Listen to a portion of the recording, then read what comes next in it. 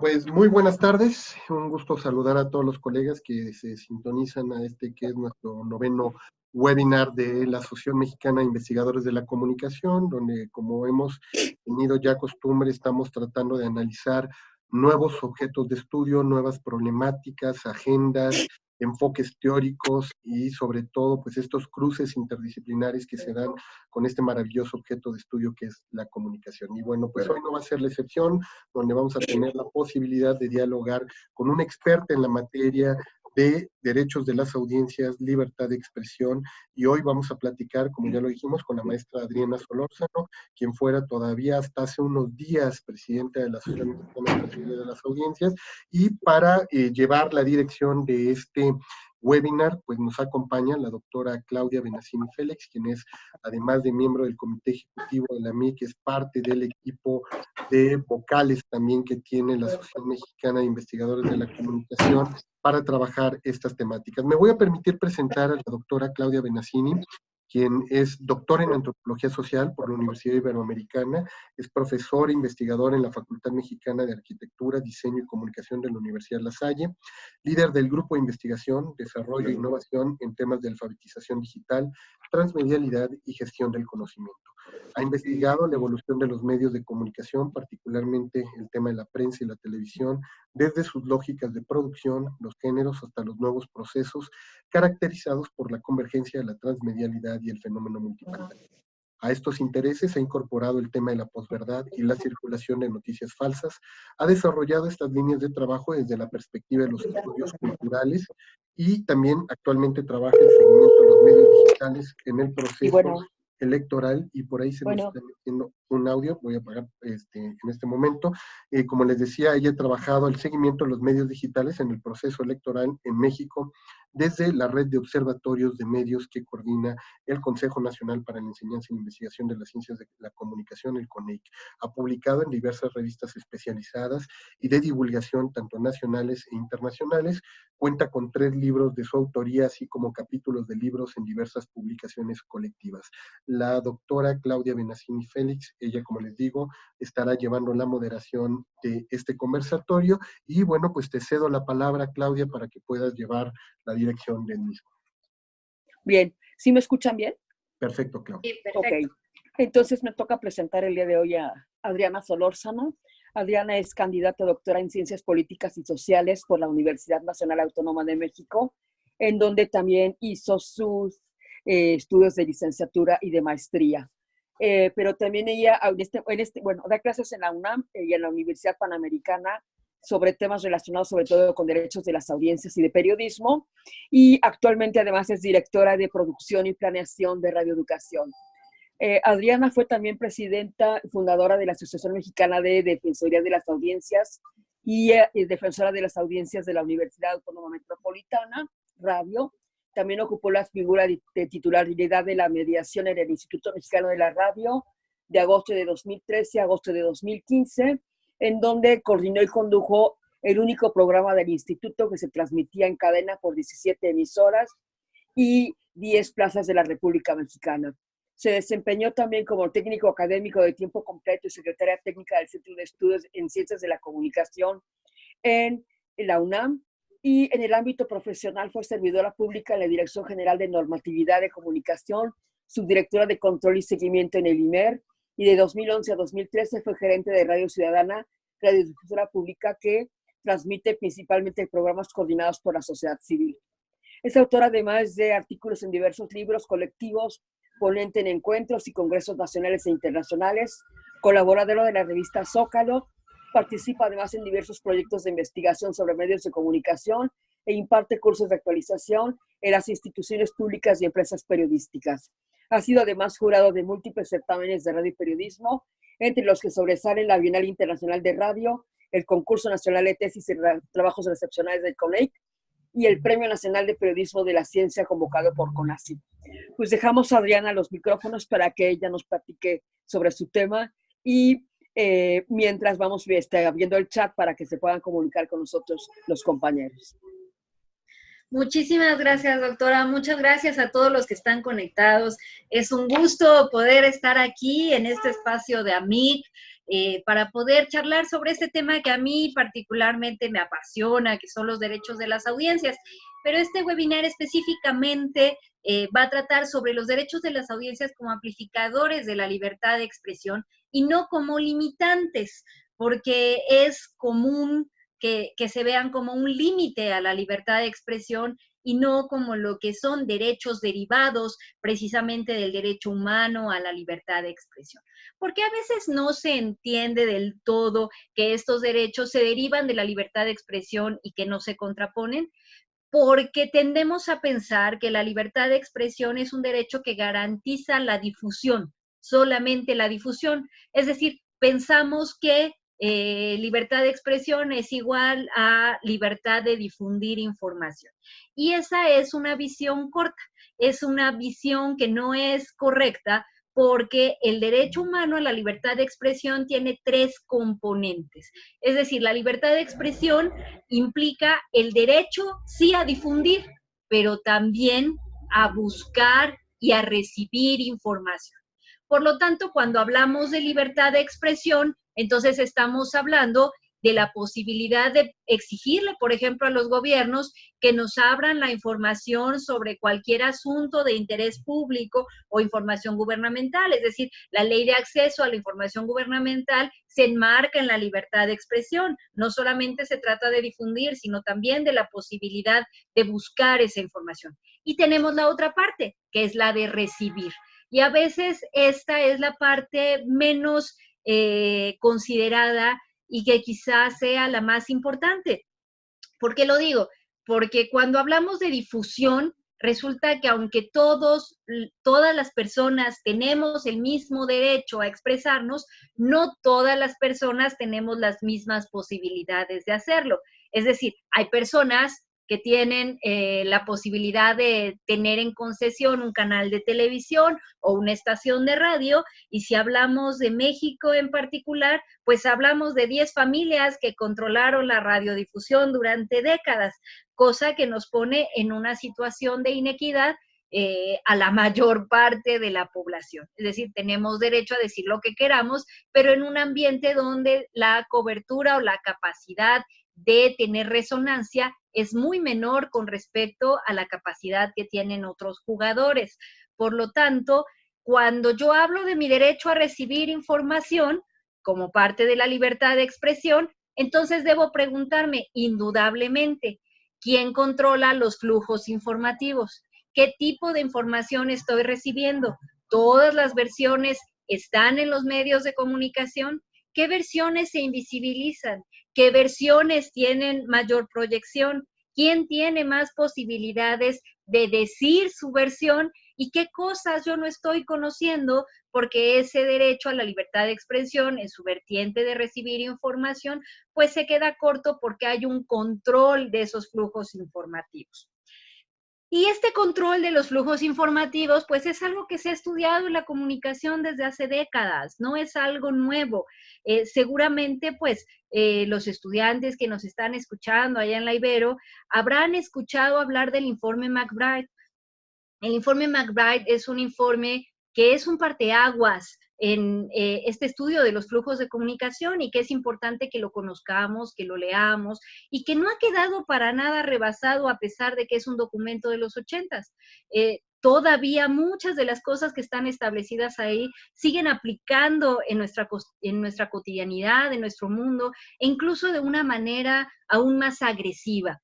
¿Qué dice el informe McBride? Bueno, pues en los 80 el informe McBride señalaba que había países que controlaban el flujo de información y sobre todo se centraba, por ejemplo, en las agencias de noticias en esa época, que eran las que definían, pues, qué era lo noticiable, de qué nos enterábamos y cómo nos enterábamos de lo que ocurría en el mundo, cómo algunos países quedaban invisibilizados en esa industria informativa y cómo muchas de las industrias culturales, pues, prácticamente quedaban aplastadas por las de otros países hegemónicos. Pensemos en el cine. En ese momento, pues, y como ahora la mayoría de las películas que estaban en los circuitos culturales procedían de las mismas naciones. Y entonces las versiones que tenemos del mundo pues proceden de grupos muy focalizados, y en ese momento el informe McBride además señalaba pues estos países que tenían mayor control de la información. Si lo pensamos ahora, en lugar de ir avanzando, pues hemos ido retrocediendo. ¿Por qué? Porque quizá como nunca en el mundo hay un control de la información por unos cuantos jugadores.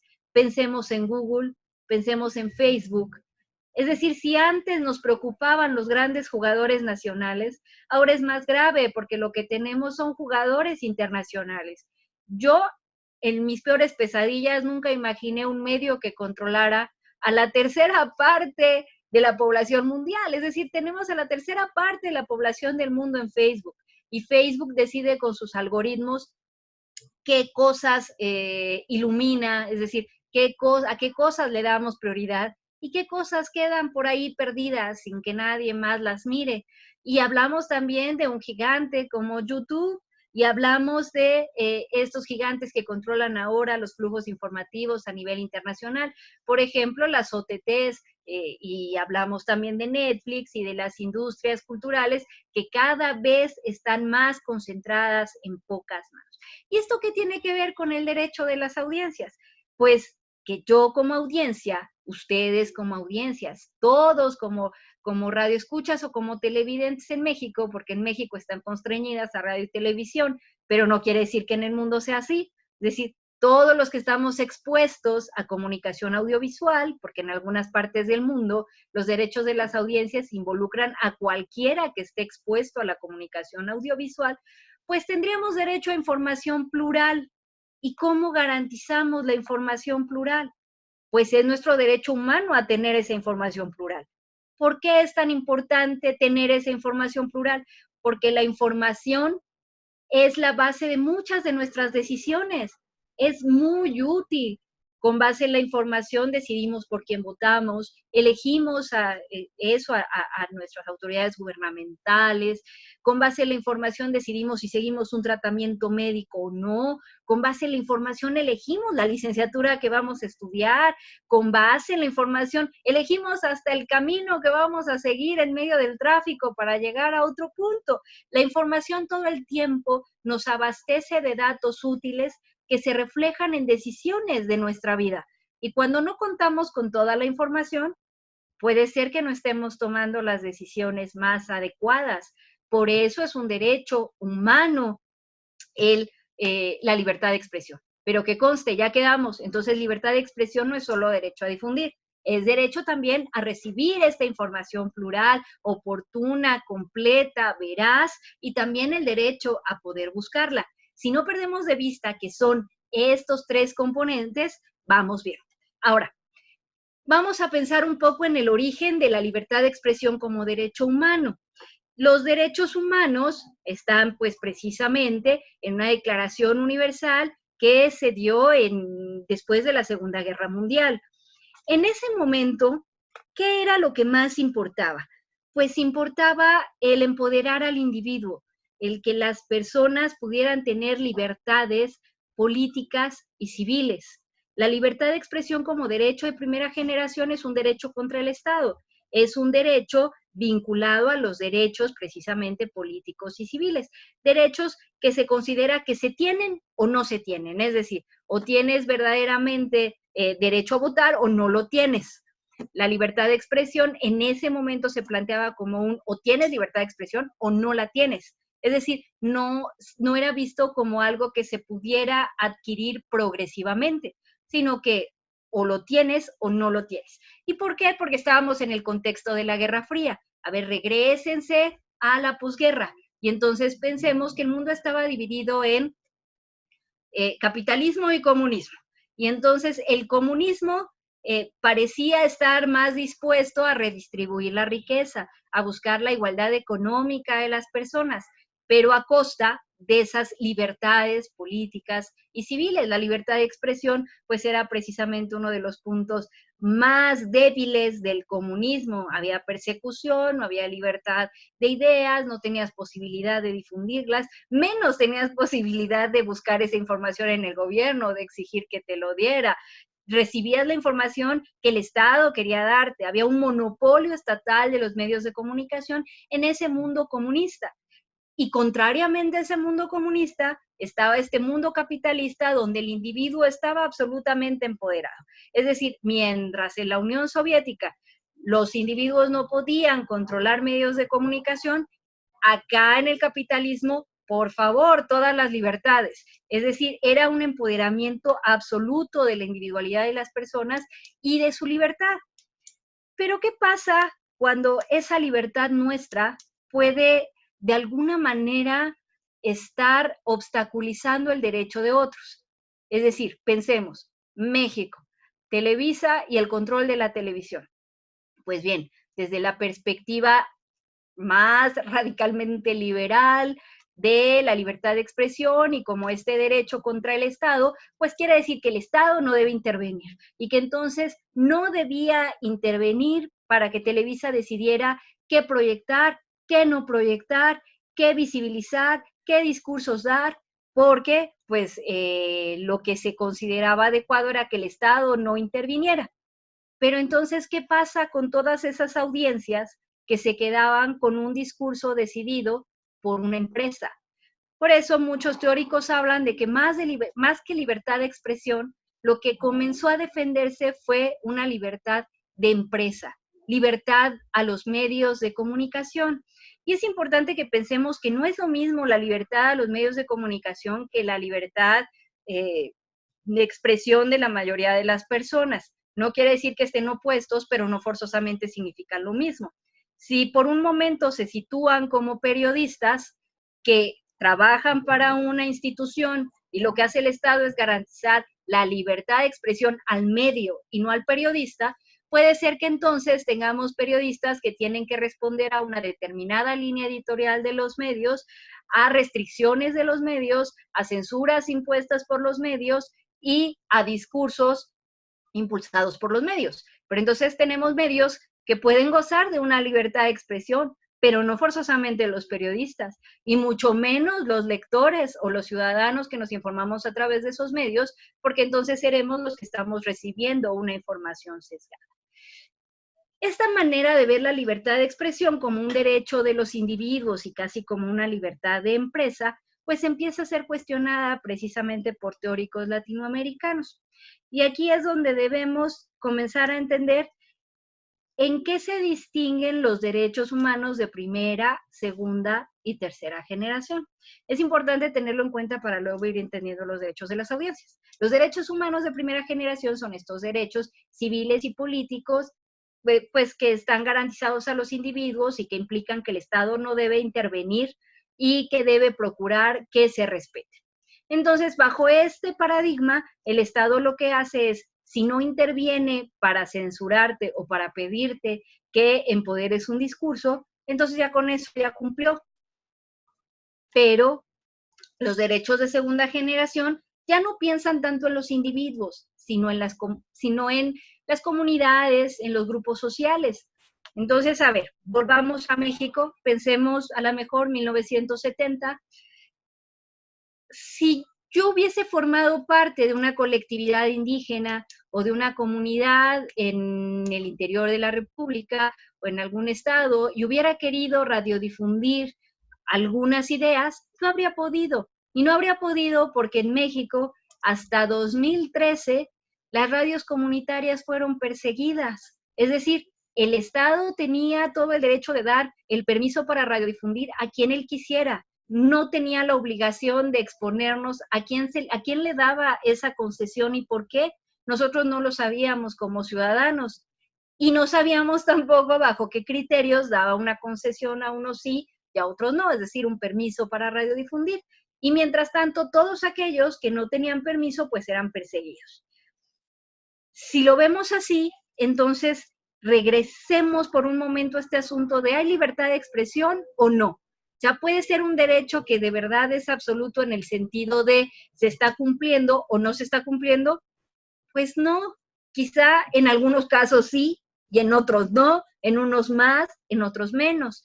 Los derechos de segunda generación son precisamente los derechos económicos y sociales que se consideran derechos progresivos, es decir, que se van alcanzando poco a poco. Pero la libertad de expresión estaba conceptualizada como un derecho de primera generación, como un derecho civil y político. Pero si en realidad algunos colectivos no tenían esa libertad de expresión, entonces, ¿cómo quedaba esto?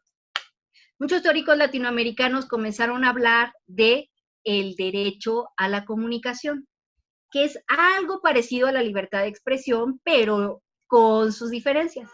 El derecho a la comunicación es precisamente buscar el derecho de todos los ciudadanos a la libertad de expresión, pero teniendo claro que se necesitan ciertas condiciones que todos tenemos que poder tener o disfrutar para hablar precisamente de que tenemos esta libertad de expresión. ¿A qué nos referimos? A ver, el Estado no debe solamente no intervenir para que yo tenga libertad de expresión.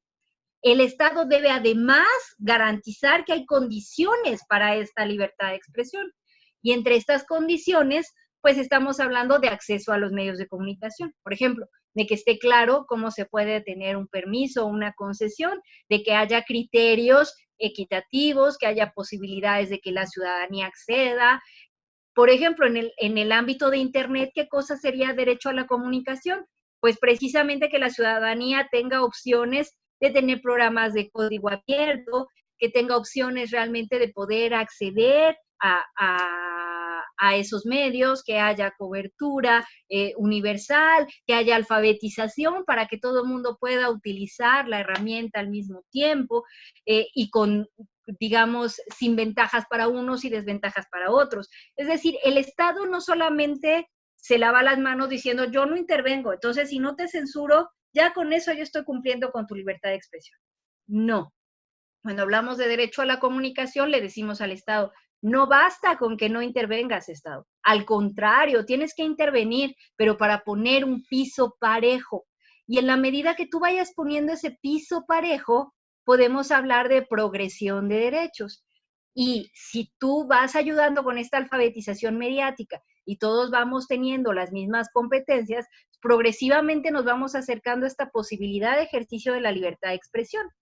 Entonces, el derecho a la comunicación no es que sea un concepto diferente al de libertad de expresión, más bien es el concepto que se utilizó desde la teoría latinoamericana para señalar que no estábamos ante un derecho de primera generación, que se necesitaba que el Estado participara, que el Estado interviniera, pero para mejorar las condiciones de acceso de todas las personas a la comunicación, sobre todo a la comunicación mediática, porque en un mundo como el nuestro, no basta con que me diga el Estado, mira, pues si tú quieres, puedes criticar al presidente y ponerte en medio de la calle y poner a gritar consignas contra él. Eso evidentemente no da una resonancia al discurso. Se necesita poder tener acceso a los medios de alguna manera. Ahora, uno podría decir, ay, sí, todos vamos a ser concesionarios. ¿Cómo vamos a poder todos tener acceso de la misma manera a los medios de comunicación? Eso resulta bastante absurdo. Pues no, hay que buscar mecanismos. Por ejemplo, yo en este momento soy directora de un medio de uso público. ¿Qué es un medio de uso público? Pues un medio que está operado por el mismo Estado, pero no para que sea un medio gubernamental, sino precisamente para que sea un mecanismo compensatorio que permita que otros discursos que están fuera de la radio comercial puedan escucharse, que permita que ciudadanos que normalmente no tienen acceso a los medios comerciales estén ahí.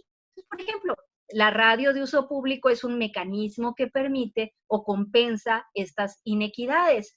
Como esos mecanismos puede haber otros. No se trata de que todos seamos concesionarios, todos podamos tener nuestra radio, nuestra televisión o nuestro portal web. Se trata de que la mayoría tengamos las herramientas suficientes para entender cómo gestionar, cómo manejar estos mensajes y cómo poder distribuirlos. Es decir, que haya mecanismos de salida para todas las voces y para todas las versiones. Y esto implica que el Estado tiene que intervenir para poner esas condiciones que nos ayuden a que todos podamos tener más o menos las mismas posibilidades de libertad de expresión, es decir, de poder difundir mensajes y al mismo tiempo recibirlos. Esto es lo que se llama las dos dimensiones de la libertad de expresión. Una dimensión es la individual, que es la que me garantiza a mí que yo puedo decir lo que a mí me parece, que puedo opinar lo que a mí me parece que debe ser, pero la dimensión social es la que garantiza a los demás el poder escuchar estas versiones. Y son dos dimensiones indisolubles, porque si a mí me censuran en este momento, imaginemos que la doctora Benastini se enoja y me apaga el micrófono. Entonces, si la doctora me censurara, pues yo vería, digamos, vulnerado mi derecho a la libertad de expresión, pero los que me están escuchando también. Por eso digo que es indisoluble, porque los que ya no escucharon lo que yo iba a decir, se quedaron sin recibir esa información. Por eso la libertad de expresión tiene estas dos dimensiones y desde la perspectiva del derecho a la comunicación implica que el Estado debe intervenir para poner condiciones necesarias para que todos podamos tener alguna posibilidad de acceso y difusión más o menos garantizada. Y entonces ahí hablamos de un derecho progresivo, es decir, el Estado tiene que ir haciendo esfuercitos, cada vez más, ir avanzando en la medida de sus posibilidades para que podamos llegar precisamente a esa situación en la cual tengamos garantizada la libertad de recibir y difundir. Por ejemplo, ustedes recordarán que cuando hace 5 años, cuando empezábamos a saber información sobre Ayotzinapa, pues algunos estudiantes estaban muy enojados porque decían que sus versiones no se escuchaban en todos los medios de comunicación. Y entonces fueron y tomaron las instalaciones de la televisión universitaria, de TV UNAM. Ahí lo que vemos es cómo puede haber inequidad de acceso a los medios. Finalmente TV UNAM abrió las puertas, pero lo que nos señala es que mientras algunos tienen posibilidad de difundir sus versiones, otros no las tienen. Por eso insisto que el Estado tiene que establecer mecanismos para garantizar que la mayoría pueda acceder a ellos. Por ejemplo, los medios públicos deberíamos tener algún protocolo, algún procedimiento para que los ciudadanos que sienten que su versión no ha sido escuchada, pues puedan acceder a estos medios que se pues sostienen con el erario y que deberían poder estar abiertos pues a estas versiones. Ahora, los derechos de tercera generación ya son los derechos de los pueblos, ya no son solo los de las comunidades. ¿Y por qué hablamos de los pueblos? Porque estamos en un mundo cada vez más complejo. Y ahora volvemos precisamente a los gigantes de la comunicación en el mundo. Es decir, lo que hace Google ya no solamente afecta a Estados Unidos y está afincado ahí, por decirlo de alguna manera, nos afecta mundialmente. Y pasa como podría ocurrir con otro tipo de derechos que también se consideran de tercera generación o globales, como podría ser el medio ambiente. Si pasa algo en el Amazonas, nos afecta la calidad del aire del mundo, no solamente afecta a Brasil, es decir, los estados-nación se ven rebasados. Si alguien ataca las pirámides de Egipto, no solamente está yendo contra el estado-nación de Egipto, está yendo contra el patrimonio cultural de la humanidad. Entonces ya hablamos de derechos humanos que involucran precisamente a el mundo global. Y en los derechos humanos de tercera generación, pues también entra la parte de la libertad de expresión y las situaciones que están rebasando a los estados-nación y que nos están imponiendo desafíos en materia de legislación, cómo regular a las OTTs, cómo regular a Facebook, cómo regular a Google, de manera tal que nos garanticen una información, digamos, completa, veraz, plural, para todos, sin que eso implique, por supuesto, que se esté vulnerando pues los derechos de las propias corporaciones. Tenemos que hacer como una conciliación entre el derecho de la difusión y el derecho también que tenemos todos, insisto, a recibir esta información plural y oportuna, pero hablamos ya en un contexto global. Y estos derechos de tercera generación pues todavía no son como reconocidos por todo el mundo, se consideran derechos humanos emergentes. Pero entonces, ¿por qué toda esta introducción sobre derechos humanos? Pues porque cuando hablamos de libertad de expresión, hablamos de un derecho humano, pero no forzosamente solo de un derecho humano de primera generación. Sí hablamos de un derecho individual a la libertad de expresión y a que un Estado no me censure, pero también hablo de mi derecho a recibir información y a que el Estado me dé las condiciones y ponga las condiciones necesarias para que yo me pueda expresar. Y hablamos de un derecho incluso emergente o de tercera generación, donde el Estado me debe garantizar la protección, por ejemplo, de mis datos personales y debe garantizar que estas plataformas que controlan los flujos de información, pues trabajen en beneficio de la humanidad y no para, pues, manipular elecciones, por ejemplo. Entonces, ahí tenemos un desafío muy grande. Pero ahora sí, vayamos a los derechos de las audiencias, van a ver cómo los vamos a concatenar ahorita. Si ya entendimos que la libertad de expresión no es solo mi derecho a difundir, sino también mi derecho a recibir información, entonces comprenderemos que el primerísimo derecho de las audiencias en México, que es el derecho a una información plural, está perfectamente alineado con mi derecho a la libertad de expresión. No es una limitante. Podrá hacerlo para la empresa o para el gran jugador al que se le está pidiendo que abra a todos los discursos ese medio. Pero en realidad es un amplificador de la libertad de la mayoría de las personas. Lo mismo con los formatos diversos o lo mismo con el derecho de réplica. Igualmente con los anuncios parentales, porque el que le avisen a los padres qué tipo de contenido viene a continuación, pues lejos de ser una limitante, es información para quien recibe y que pueda tomar las decisiones adecuadas. Así, tenemos derechos de las audiencias que en realidad amplifican nuestro derecho a la libertad de expresión. Y claro, estos derechos de las audiencias lo que buscan es sobre todo garantizar que tengamos además una representación digna en los medios de comunicación y que esa libertad de expresión que es ejercida por medios de comunicación no afecte a la población en general. ¿A qué voy? A veces es muy común que se diga, a ver, no nos traten como niños pequeños.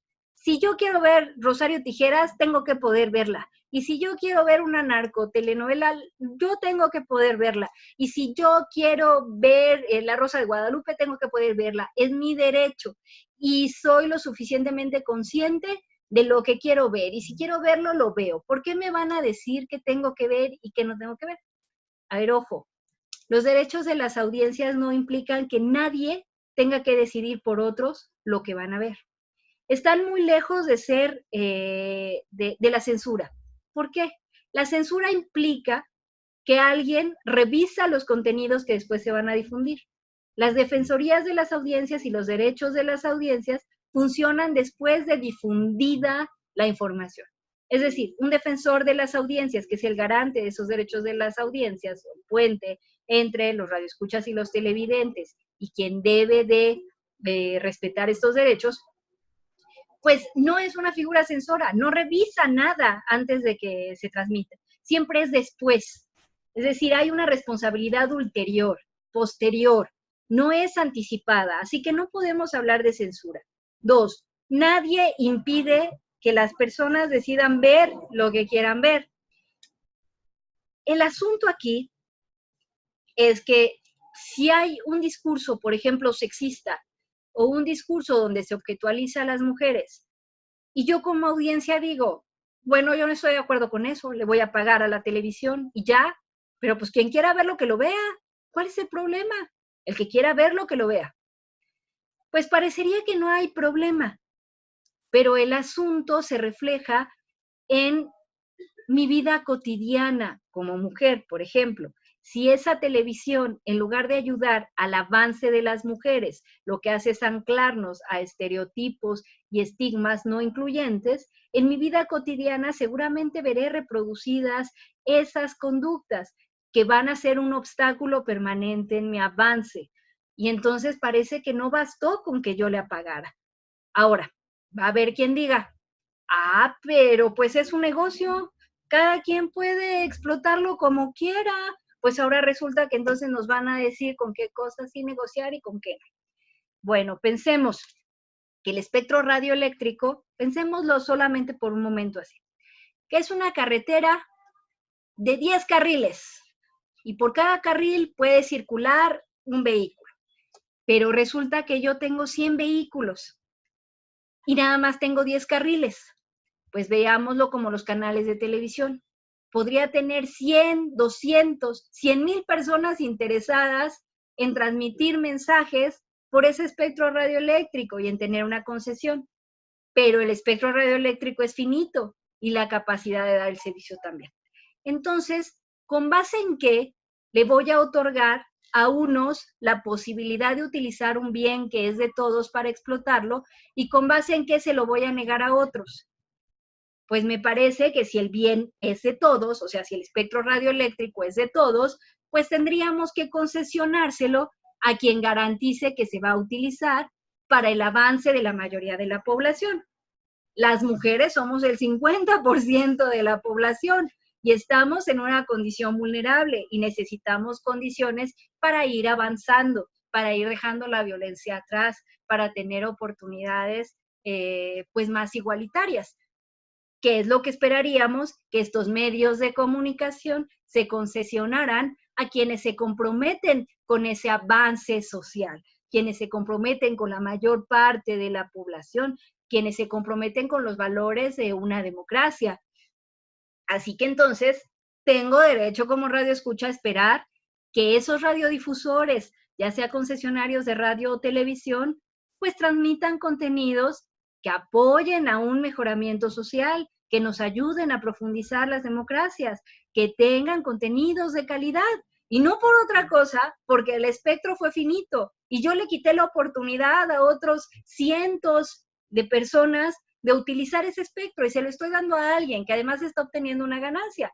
Lo mínimo que puede hacer es que sus contenidos sean precisamente para el avance o la profundización de las democracias y para el avance de los derechos humanos y para que la mayor parte de la población obtenga un beneficio y vea además garantizado pues su derecho a la información. Así que no es solamente el asunto de que sea una empresa, no es ni el elemento principal, no es el elemento primordial, ni es lo que deberíamos priorizar. En todo caso, lo que debemos priorizar es que ese concesionario debe cumplir con su responsabilidad social. Así que con apagarle a la televisión no basta. Ahora, pensemos que tenemos estos derechos. Un derecho sin un mecanismo de ejercicio es solamente una mera aspiración. A ver, les voy a contar un caso que se dio en la Defensoría de Argentina, que de repente nos muestra cómo todos de alguna manera podemos ser vulnerados por los medios de comunicación en algún momento. No necesitamos ser políticos, ni necesitamos ser empresarios, ni personas, digamos, para las que socialmente haya un interés particular. Esta historia es muy simple. Un chico posa con una pistola para un cartel que promociona una obra de teatro.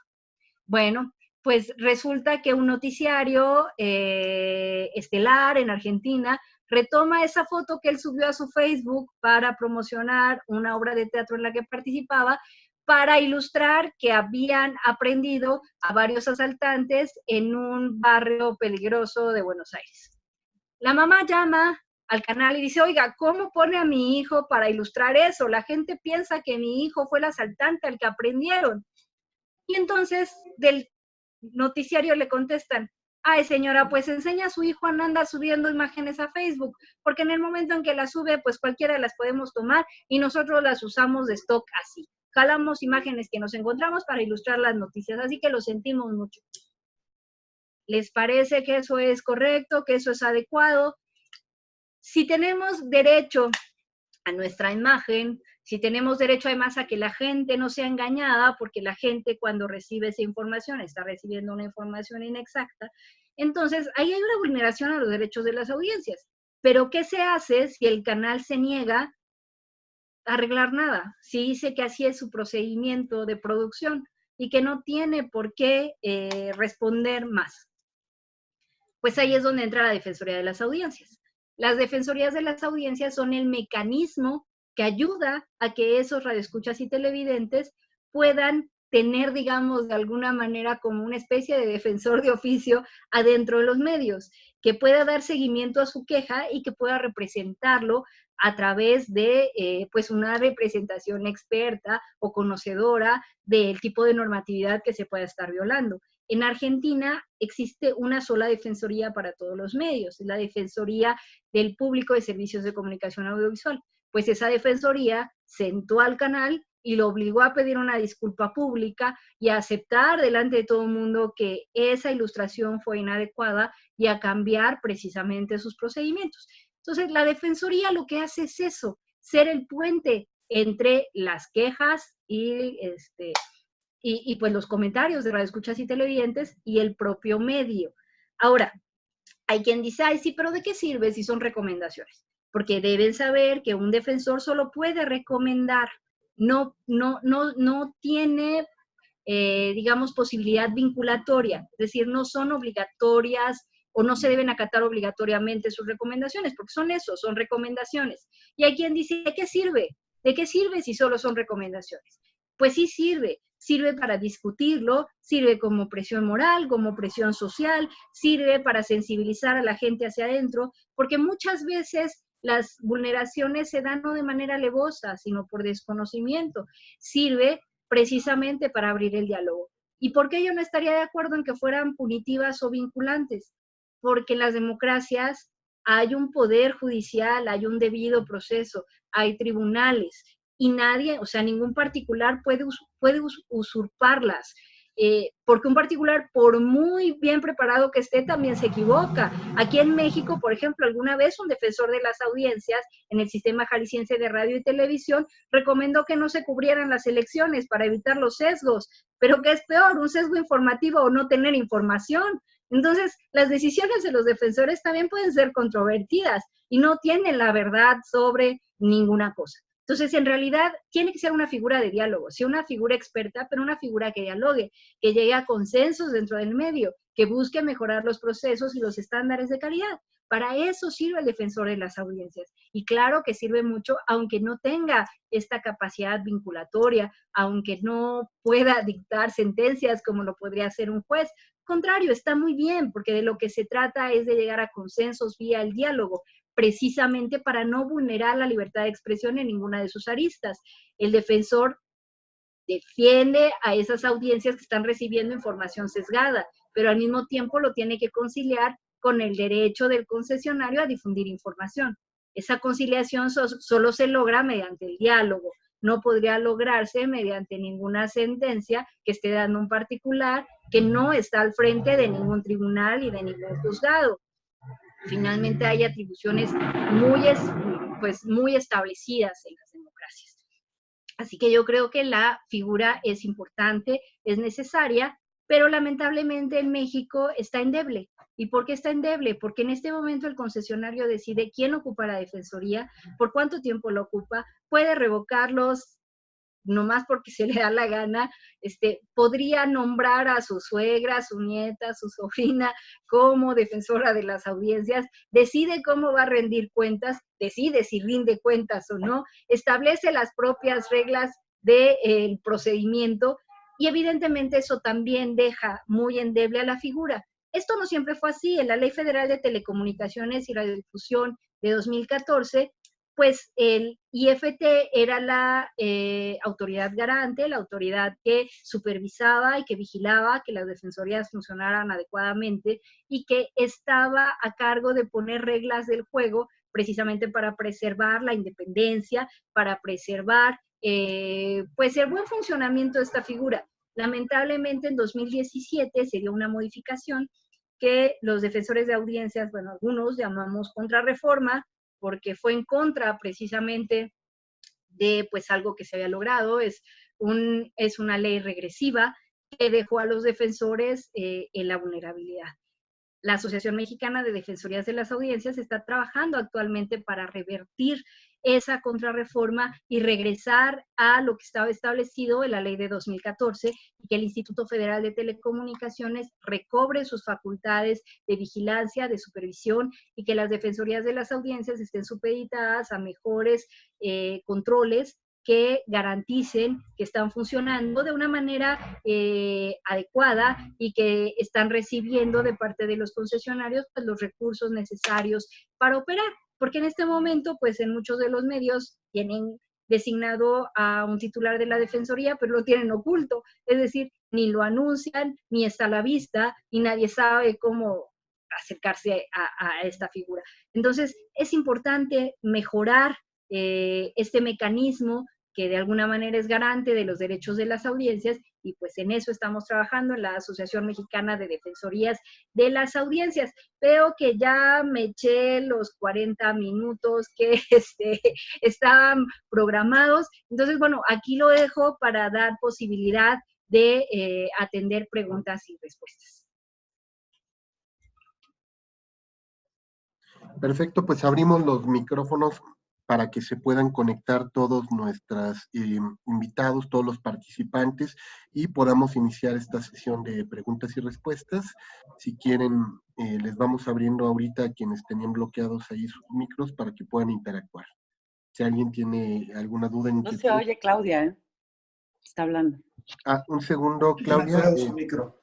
Te tienes apagado tu micrófono, te lo estamos prendiendo en un momento. Ángeles está en esta oficina. ¿Ya estuvo? Ya está, entonces, sí, les pedimos que si alguien quiere hacer alguna pregunta, ya sea que levanten la mano o interactúen. Creo que José Luis tenía una pregunta que había soltado ya desde hace tiempo por ahí en el chat. José Luis, adelante. Sí, pero no sé si Claudia había comentado que en el chat iban a enviar algo, no sé si hay algo antes, yo me puedo esperar. Es José Luis Palacios, el que tiene el que pidió la primera intervención. Sí, adelante, muchas gracias. Gracias, muy buenas tardes a todos. Muy interesante, nada más que yo sí un poco difiero en la terminología, porque el Estado pues, es todo, ¿no? Es la sociedad, los poderes, no nada más el gobierno quien tiene el control de la información y quien impone el modelo ideológico desde el poder para dar la información. Y pues sería cosa de revisar el logo filantrópico de Octavio Paz, donde detalla cómo el poder económico y el poder político generan esa ideología o idiocracia para imponer sobre la información. Entonces, aquí en el derecho de las audiencias, pues también tenemos la obra de Genaro Villamil, La rebelión de las audiencias, donde señala que el 72% de la población tiene celular y tiene el derecho de dar su opinión pública, y ya no es la opinión publicada, ya no es la opinión pública, ya no nada más recibe información, ya se interactúa. Entonces, la libertad de expresión, pues, todo el mundo la tiene, pero la libertad de informar o el papel de informar a las audiencias o darle la comunicación o la realidad, pues son los periodistas o los medios de comunicación, que ahí está la simbiosis que habla Octavio Paz de la información, y hay que hablar también de la autocensura, no solamente de la censura, sino de la propia autocensura, del papel, tanto el ombudsman o el defensor de las audiencias, pues también tiene filia, tiene ideología. Perdón, es toda una serie de lluvia de ideas de que yo sí estoy un poquito discrepando de ahí de la postura de la presentadora, porque como que falta mayor precisión, ¿no? Gracias. Bien, Adriana, ¿quisieras tú intervenir? Sí, claro que sí. Bueno, cuando uno se refiere al Estado, evidentemente el Estado no es solo el gobierno y mucho menos el Poder Ejecutivo, pero el Estado está representado precisamente por esas personas que hemos elegido para ocupar los cargos en cada uno de los poderes de la Unión. Entonces, cuando hablamos de acciones de Estado, pues son esas acciones que tienen influencia precisamente en todo el país y en toda la población. Entonces, aunque el Estado seamos todos, el Estado políticamente está encarnado en determinadas autoridades y en determinadas políticas públicas que pueden, pues, mejorar el ejercicio de la libertad de expresión o de cualquier libertad o restringirlas. Ahora que todos tenemos libertad de expresión gracias a Internet, a las redes sociales, que el 72% pues, tiene los teléfonos celulares, pues yo decía al principio que a mí me parece todavía más grave el control de los flujos informativos hoy en día que incluso hace 20, 30 o 40 años. Porque sí, yo puedo poner en un Twitter lo que yo quiera, pero mi alcance evidentemente está muy alejado del alcance que puede tener quien puede tener acceso bots, a medios de comunicación, a muchos seguidores, a la posibilidad de no tener solamente una repercusión orgánica en las redes, sino una repercusión pagada. Es decir, la verdad es que de todas maneras tenemos esta inequidad de acceso, de resonancia y de influencia. Y pues evidentemente el asunto es mejorar las condiciones que generan estas inequidades. Y una de ellas es, por ejemplo, la alfabetización informática y la alfabetización en medios. No tenemos las mismas competencias para poder influir en las redes sociales, ni tenemos la misma preparación, ni la misma posibilidad de incidencia social. Entonces, a eso nos referimos, o a eso me refería yo, cuando decía que como un derecho de segunda generación, lo que esperamos del Estado son políticas públicas que ayuden a mejorar las inequidades y que pongan a los ciudadanos en una situación de menor desventaja con respecto de los grandes conglomerados o de jugadores que políticamente pues están mucho mejor posicionados por recursos económicos o, insisto, por visibilidad política. Ahora que los defensores tienen filias y fobias, claro, yo por eso decía que yo estoy de acuerdo en que los defensores no tengan capacidad vinculatoria, por supuesto, porque también tienen, exacto, filias y fobias, intereses, se pueden equivocar, pero este mecanismo es mejor a no tener nada. Es decir, el que haya personas que cumplan con un cierto perfil, que tengan ciertos conocimientos y que puedan visibilizar discusiones sobre los contenidos mediáticos, pues eso siempre va a ayudar a la deliberación pública y a la democracia. Va a ser mucho mejor que no tengamos pues quien nos represente y quien lleve esos temas a la palestra. Podemos diferir del defensor, eso sí, y seguramente podrá diferir el mismo medio cuando recibe las recomendaciones, pero cuando menos está obligado a dar una réplica y a mostrarnos también sus argumentos de por qué difiere con el defensor. Y la deliberación siempre va a ayudar a mejorar los estándares de calidad dentro de un medio de comunicación y a que entendamos por qué se visibilizan unos discursos, por qué se visibilizan con ciertas perspectivas y por qué otros quedan, digamos, en las penumbras, ¿no? Ok, esperamos que quede contestada la pregunta. Tenemos aquí una fila de participantes. Pati Andrade, por favor, tienes el turno. Hola, buenas tardes. Pues muchas gracias, Adriana Solórzano. Así es. Escuché que estabas como directora de un medio público estatal. Soy directora de producción y planeación en Radio Educación. En Radio Educación, hola. Mira, el tema es que nosotros, estamos tres aquí, José Luis, Claudia y yo participando en esta conversación. Hemos hecho análisis de medios a través de la red de observatorios mediáticos. Estamos pensando que los observatorios son precisamente ese lugar donde conste la diversidad o la pluralidad de la información que tú nos estás proponiendo.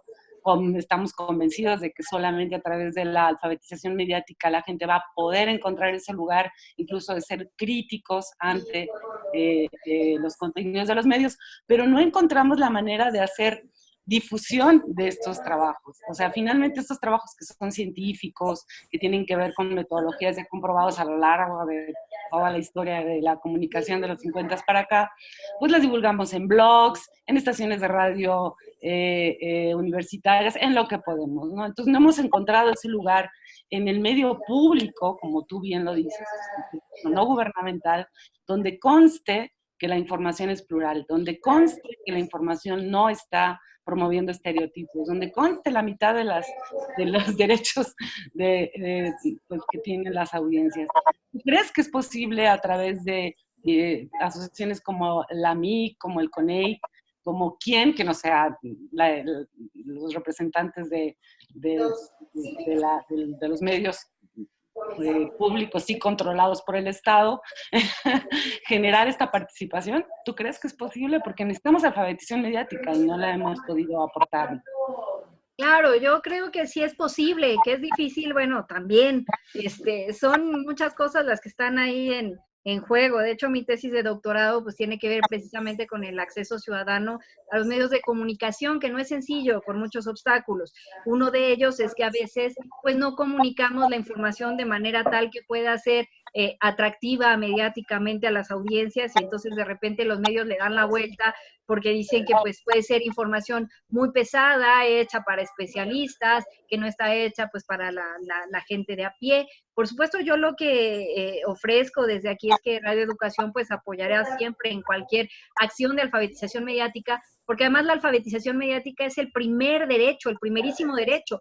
Dice la exdefensora del público de servicios de comunicación audiovisual de Argentina que derecho que no se conoce es un derecho que no se exige. Entonces, claro que necesitamos primero alfabetizar, difundir los derechos, y cualquier acción en este sentido, por supuesto que nosotros la apoyaríamos desde Radio Educación, y pues me pongo a sus órdenes.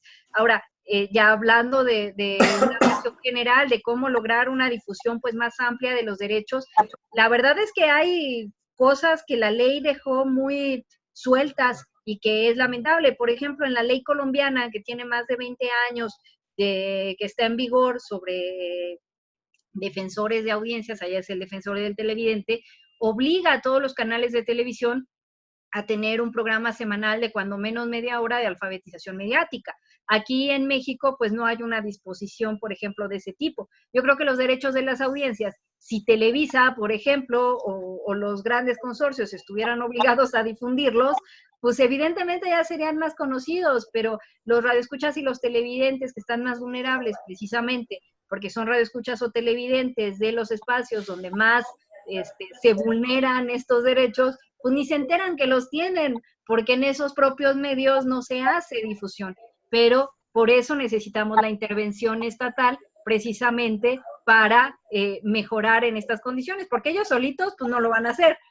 Tiene que existir una disposición que los obligue a mejorar esa difusión. Ahora hay organizaciones que de años pues han trabajado en alfabetización desde diferentes perspectivas. Ahora tenemos una cátedra UNESCO de alfabetización mediática en la UDG. Hacen falta más esfuerzos, pero por supuesto que cualquier esfuerzo pues va a sumar, y lo necesitamos, no solo para la radiodifusión, sino en general para generar audiencias críticas, porque tarde o temprano pues se tratará de audiencias en plataformas OTTs o en internet, ¿no? La radiodifusión finalmente sabemos que está en declive, y no por ser agoreros de ningún fin, pero pues está en declive. Sí, de hecho es un poco la idea, pero la idea de conjuntar los esfuerzos, ¿no? Yo veo como que por un lado están los defensores de las audiencias y por otro lado estamos los observatorios universitarios. Y no, me parece que tenemos que trabajar juntos. Gracias. No, hay que... Okay. Gracias, Pati. José Luis López Aguirre, por favor. Sí, gracias, Claudia.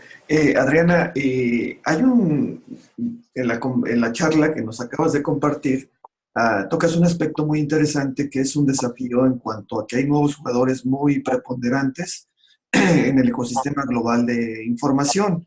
De hecho, me parece que estamos viviendo una especie de cubización de la sociedad donde la información que no aparece en este potente y eficiente buscador parece que no existe, ¿no? Entonces, es otra forma de imponer una agenda informativa donde los usuarios pues se atienen, confían en que cuando yo hago una búsqueda, lo que encuentre ahí pues es información veraz, es información que me va a servir para tomar una decisión. Ahí hay un autor, Ignacio Ramonet, señala que hay una nueva forma de censura, que es a raíz de la cantidad de información a la que tenemos acceso y que ante ese mare magnum de datos se oculta un poco la información que es significativa, que es relevante, que está verificada. Y como bien comentabas tú y Patricia, pues se requiere ahora de habilidades de curaduría de contenido, de la formación de audiencias críticas, que puedan identificar no solo la información de los medios, sino de estos grandes jugadores, qué información es relevante. Ahí siempre me causa mucho ruido el tema de los derechos de las audiencias.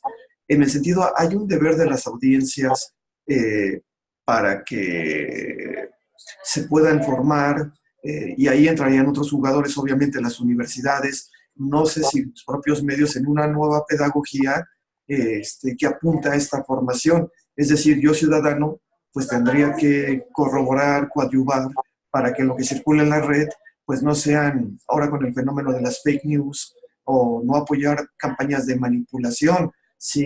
No sé si tú has ahí leído acerca de algún estudio, de alguna iniciativa que esté pugnando por no solo hablar de los derechos, sino de los deberes de las audiencias, apoyados por otros entes educativos, gubernamentales y mediáticos. Gracias. Pues yo más que deberes de las audiencias, que claro, pues sería fabuloso que todos asumiéramos nuestra responsabilidad como audiencias, como consumidores de información o como prosumidores, como lo prefieran. El asunto aquí creo que el deber está más en el asunto de los grandes jugadores, por eso hablaba del desafío de la legislación. Los relatores para la libertad de expresión, tanto el de la Comisión Interamericana como el de la ONU, pues han establecido una primera diferencia que me parece bien importante. Ellos no hablan de fake news o de información falsa, sino de información falsificada. ¿Por qué? Pues porque esto de la libertad de expresión, pues tiene muchas aristas. Yo podría o debería poder decir que la Tierra es plana si me place, y es una información falsa desde la perspectiva de la mayoría de la población que ha estudiado algo de geografía o de geología o qué sé yo. Pero yo tendría la posibilidad o debo tener el derecho de decir que la Tierra es plana si así lo creo. Evidentemente es una información falsa, pero es mi derecho. Entonces, el derecho a la información también protege la posibilidad de que yo crea en información falsa, porque si a esas vamos, pues las religiones para algunos podría ser información falsa y para otros no. Entonces, no podemos meternos en este asunto de falsedad porque nos meteríamos en el grave riesgo de creer que hay una verdad. Y creo que eso ya hace muchas décadas lo superamos y todos tenemos derecho a nuestras propias percepciones del mundo y la vida, algunas más fundamentadas que otras, pero pues si yo quiero creer en las flores de Bach, pues me deben dejar creer en las flores de Bach y en recomendar las flores de Bach. Entonces, los relatores para la libertad de expresión hablan más bien de falsificaciones. Las falsificaciones son cuando un ente alevosamente genera información falsa, pero para obtener un lucro. Eso es una falsificación, y entonces hay una diferencia sustantiva entre los sitios que viven y lucran de estar generando precisamente estas falsedades y la gente que puede ser, pues, contra vacunas, por ejemplo. O sea, tiene que haber una diferencia clara, porque si no nos estaríamos metiendo precisamente en la vulneración de la libertad que queremos proteger. Y además tenemos que conceptualizar que las falsificaciones, además de ser alevosas, tienen que tener algo que en la doctrina de libertad de expresión se le llama real malicia. Es decir, que realmente saben que van a afectar a alguien, que están difamando a alguien o que tienen un objetivo claramente malicioso. Y si empezamos por dividir esto, quizás sea más fácil poder hacer una alfabetización más consciente. ¿A qué voy? Cuando se hizo lo de verificado, creo que quedó muy claro que había 5 o 6 sitios que eran los que mayor incidencia tenían en estas informaciones falsificadas. A veces no es tan complicado como pudiera parecer. La gente sí de buena fe suele compartir información que es falsificada, pues porque tendemos a que si yo tengo una fobia contra un político, todo lo que me digan sobre él, aunque sea absurdo, pues lo voy a compartir porque está alineado con mis prejuicios. Pero la verdad es que lo que una audiencia normal comparte, pues a veces lo ve su mamá, su tío y con suerte algunos 10 seguidores. El problema no son ellos, el problema son los grandes sitios que lucran precisamente con miles de seguidores y que se dedican a estar generando esa información. Entonces, al final, la verdad es que la falsificación bien podría paliarse con pues mejores normas que rigieran a las plataformas cuyos algoritmos no están hechos precisamente para darle prioridad a la información más sustentada que a la información no sustentada. Yo no minimizo el que claro que hay que alfabetizar a las personas, que mientras más criterio tengamos para no estar compartiendo ese tipo de información, pues va a ser más fácil abatir esta triste situación en la que estamos, pero la verdad es que creo un poco como con el medio ambiente. Yo podría no utilizar bolsas de plástico, pero mientras las grandes industrias sigan contaminando, mi acción pequeña a lo mejor no tiene tanta incidencia. Quizá lo que debemos atacar más bien es estos sitios de falsificación, antes que el asunto de te educo para que no estés compartiendo eso. Claro que las dos cosas ayudan, pero me parece que los que hacen más daño pues están como en otro ámbito y están obteniendo grandes ganancias precisamente de eso, ¿no? Ok, Ok. gracias. Gracias, José Luis. Adriana Castellanos sería tendría la siguiente intervención. Hola, ¿me escuchan? Sí me escuchan, Sí, ¿verdad? sí, sí. Sí. Adriana, hola, muchas gracias por toda la información. Yo estoy haciendo contrario. precisamente mi tesis sobre derechos de las audiencias y alfabetización mediática. Se llama Defensoría de las Audiencias, la formación de audiencias críticas a través de la alfabetización mediática. Y creo que sí, o sea, como tú dices, es el primer derecho y es el primer paso para que puedan llevarse a cabo todos los derechos de las audiencias y que la figura del defensor precisamente funcione. Creo que está un poco, todavía parte del problema, del gran problema que hay en México es que la gente no conoce a sus derechos y que además no tienen el criterio para saber cuándo estos contenidos están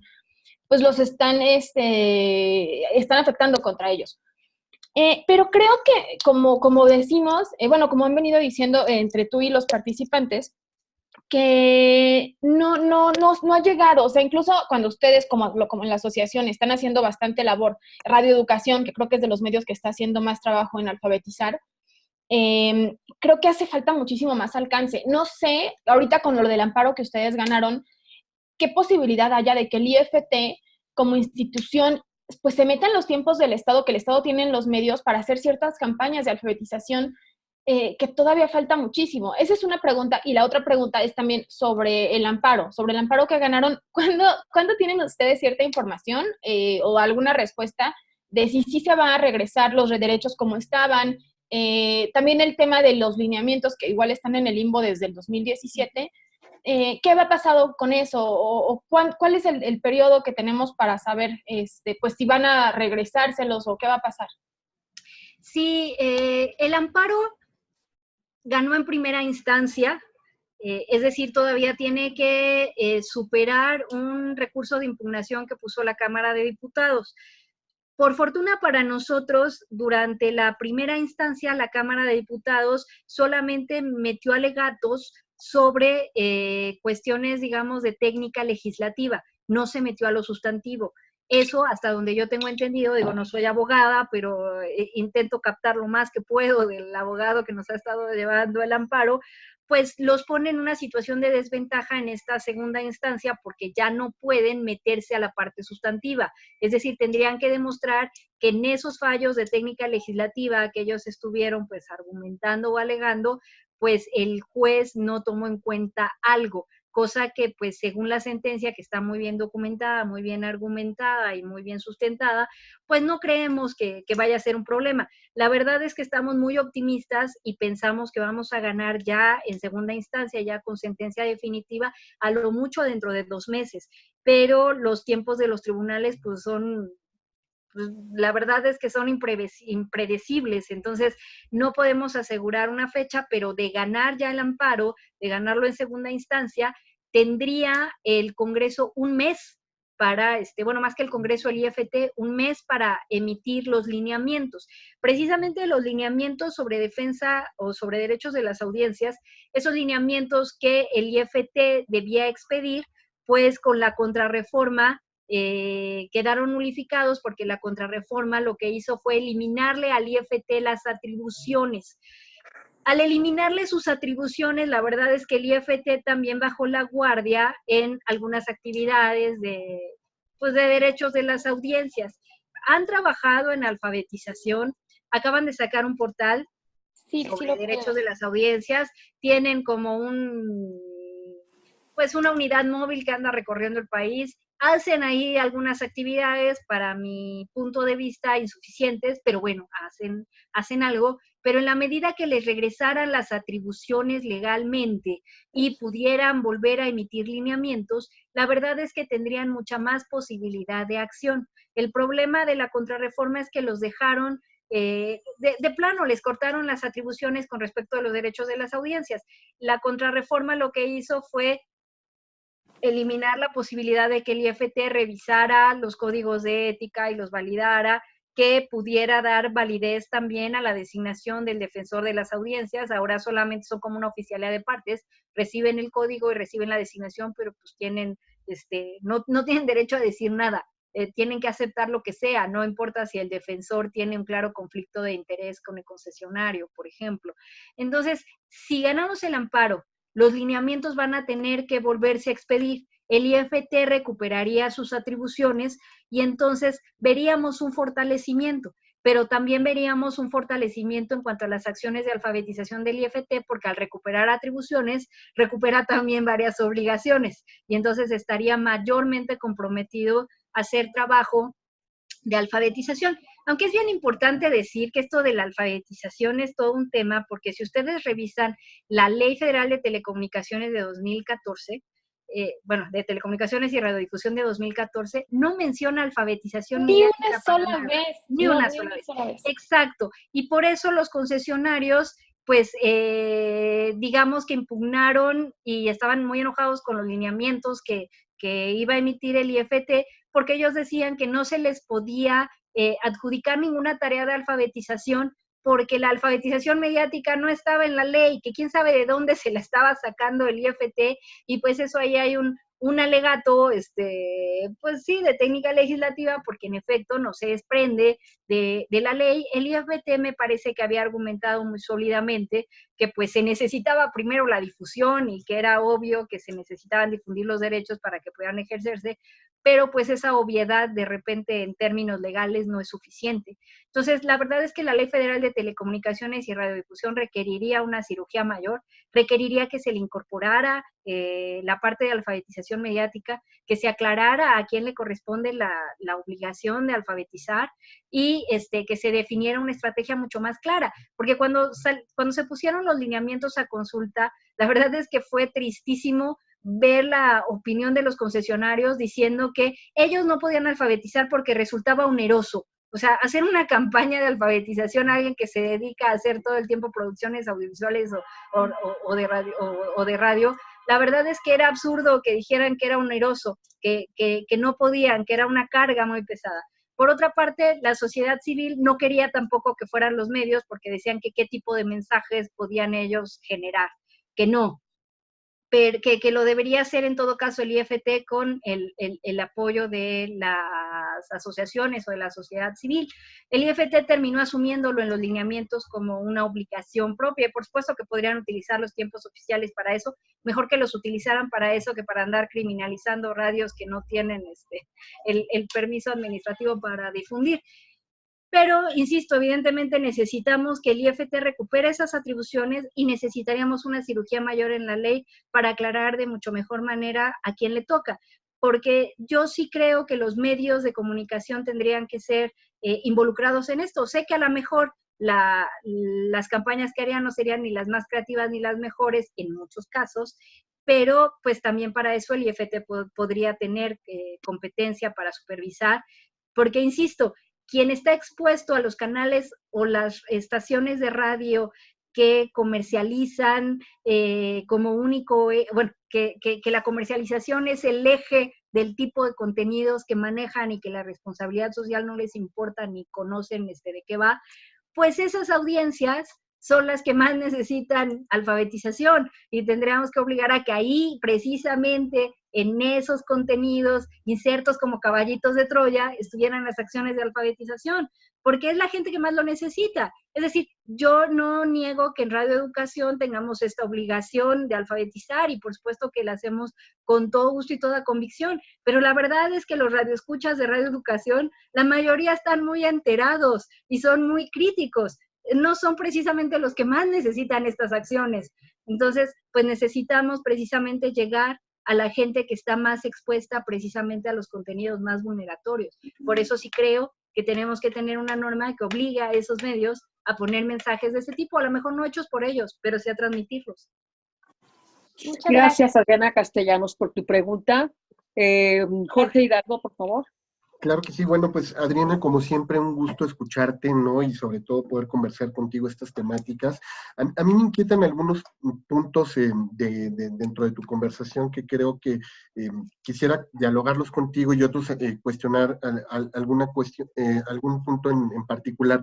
Fíjate, cuando hablabas del tema de la concentración y cómo se estaba reduciendo el número de jugadores dentro de la escena global y particularmente la concentración en nuestro país, de pronto nos lleva a pensar preguntar si no hemos caído en este juego del paso del soft power que tenían los medios a una especie de cool power, donde son tan atractivos, donde están legitimados por poderes que les atribuimos, como que si Facebook democratiza el ingreso, que Twitter generó la revolución, y todas estas características libertarias que de pronto le ponemos, que nos han llevado a perder, por un lado, la conciencia crítica, distancia crítica, para cuestionar realmente las acciones e intereses que están.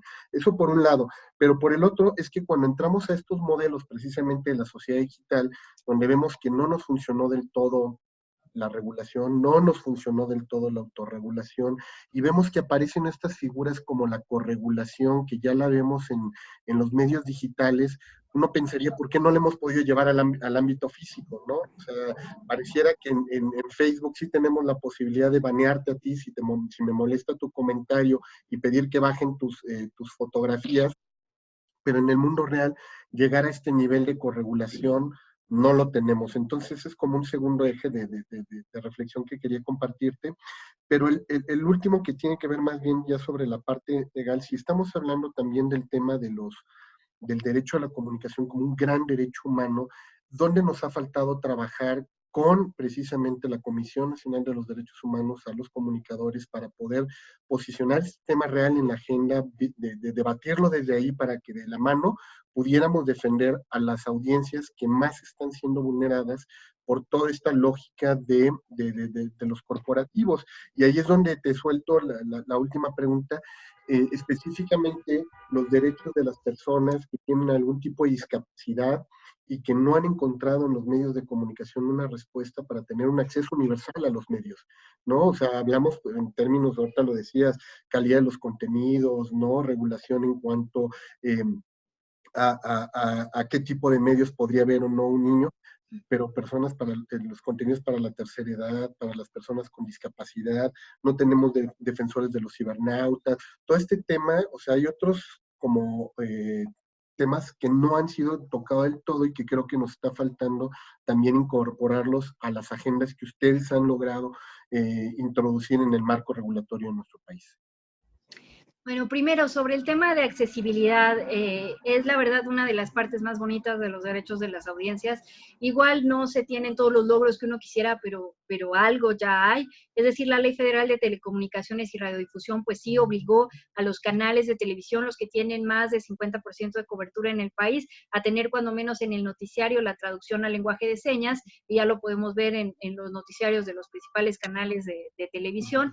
También pues están obligados a tener pues algunas herramientas de accesibilidad, como puede ser pues los, ¿cómo se le llama? Los subtítulos, o la traducción de los audios, como la descripción de lo que se está escuchando. Entonces, algo se ha avanzado y está puesto en la ley. Lamentablemente, pues solamente aplica para los medios que tienen más del 50% de cobertura y para los medios de comunicación federales, es decir, las televisoras, perdón, los medios de comunicación de uso público federales, las televisoras o los medios públicos federales tienen también que cumplir con estas opciones de accesibilidad. Claro que nos falta muchísimo, por ejemplo, en las propias páginas web.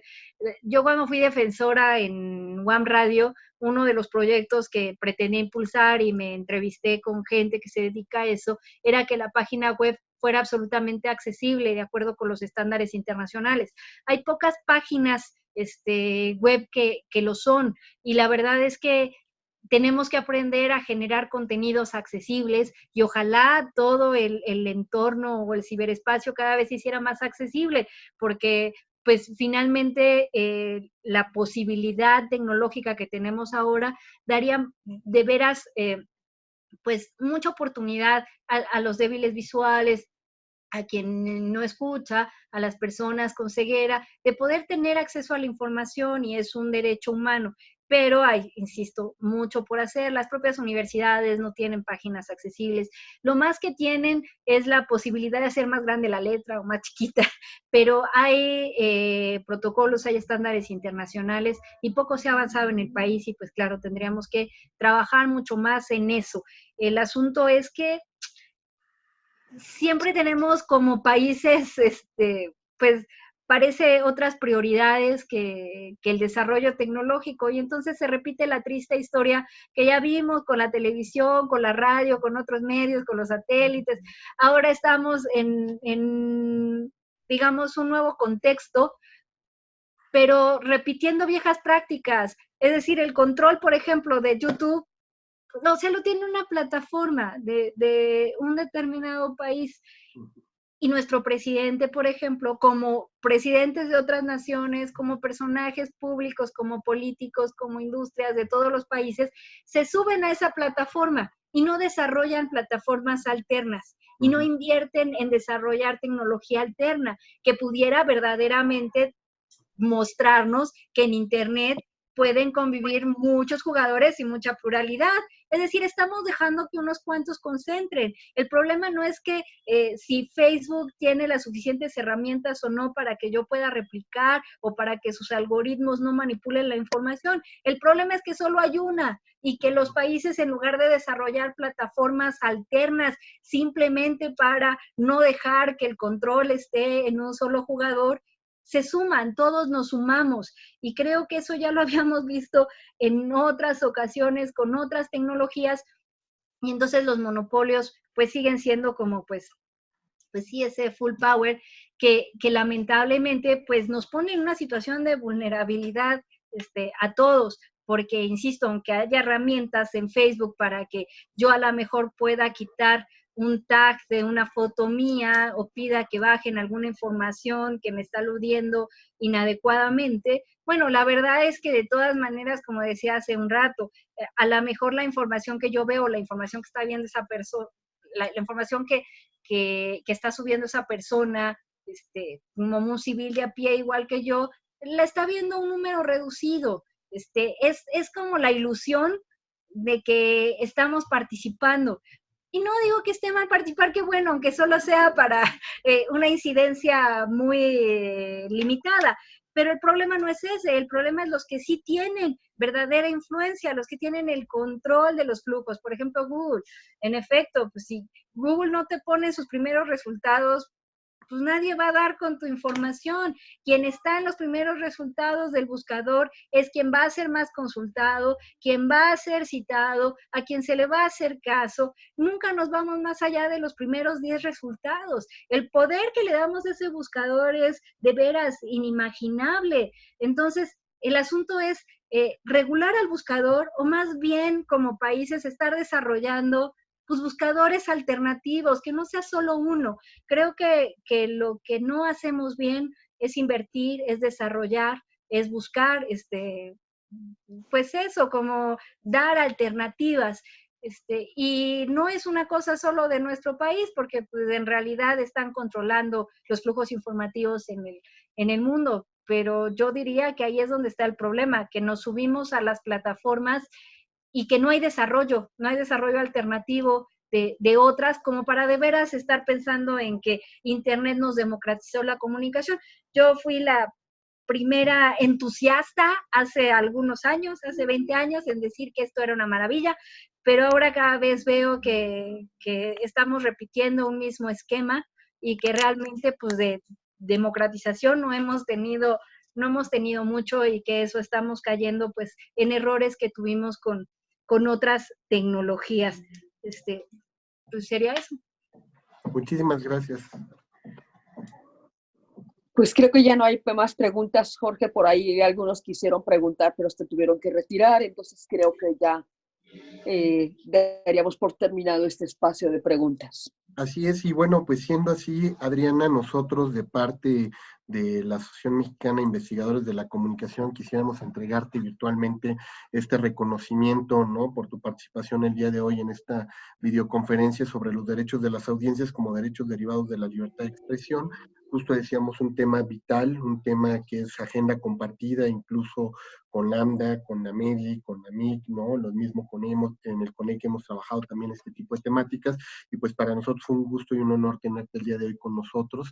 Asimismo, también yo quiero agradecerle a la doctora Claudia Benassini Félix por el trabajo de moderación que hizo para apoyarnos en facilitar que este diálogo y este conversatorio fuera posible el día de hoy. Y queremos, antes de cerrar, hacerles una cordial invitación para que la próxima semana nos puedan acompañar. El doctor Jorge González va a estar con nosotros platicando sobre este tema de cómo, cuándo y para qué hacer investigación interdisciplinaria, justo en estos temas donde andamos hablando ya de las postdisciplinas, los metaobjetos de estudio, qué tanto tenemos que trabajar con las otras ciencias. Y bueno, pues creo que esta oportunidad que vamos a tener de dialogar con el doctor Jorge González va a ser fundamental para seguir explorando. Así es que, Adriana, Claudia, amigos que nos siguieron el día de hoy, a todos y cada uno de ustedes, muchísimas gracias. Les deseamos que tengan una excelente tarde y que nos puedan seguir en estos webinars de la MEC. Recuerden, están los contenidos disponibles en nuestro canal de YouTube y también en la página de la MEC. Y muchas gracias a Mariana Torres y a Ceci Flores por sus comentarios. Y por sus alumnos que también estuvieron enlazados el día de hoy con nosotros. Muchísimas gracias a todos. Muchas gracias por la invitación, un verdadero gusto, un placer. Un gusto tenerte, Adriana. Un saludo. El gusto fue mío, hasta luego. Hasta luego.